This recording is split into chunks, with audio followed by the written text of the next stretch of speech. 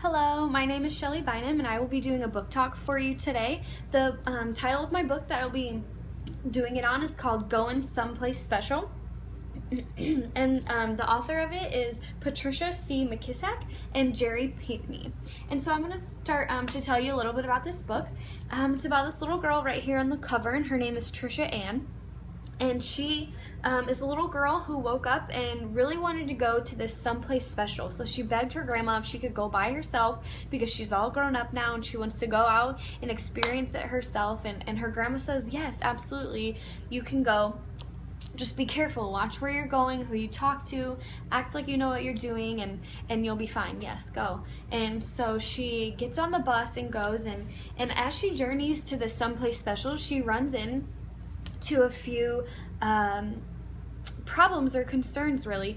She's not allowed to sit on some benches, she's not allowed to sit on some spots on the bus, and she can't go into some buildings, and it's all because of her skin color.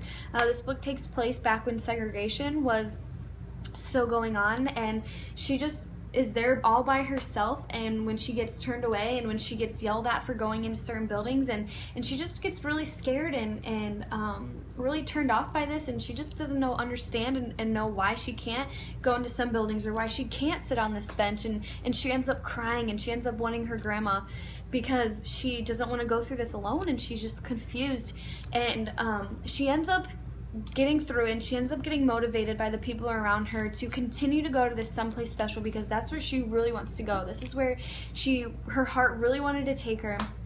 And so she ends up wiping her tears away, getting enough courage and motivation and strength and to go to this someplace special. So she continues her journey onto this place, and all throughout this journey she stops at different places like I had mentioned before, and I thought it was really interesting because with this book you could make a lot of predictions with it of, is this the someplace special? That's in my mind when I was reading this book. I'm like, oh, this must be the place, and then it wasn't, and then the next week I'm like, oh, this must be the place, and then it ended up not being it. So it really left you guessing and trying to figure out, well, what is the someplace special that she's going to?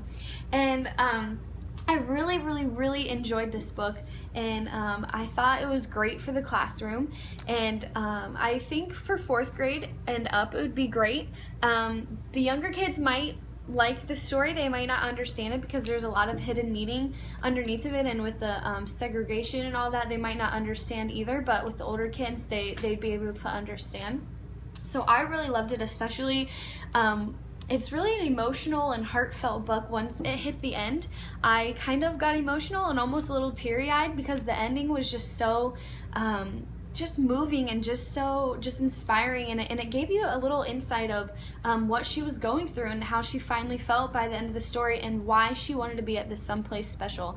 I like the mystery behind it as well, of guessing where this someplace special is. So I really enjoyed it, and I would definitely recommend this book for the classroom and just for a great read.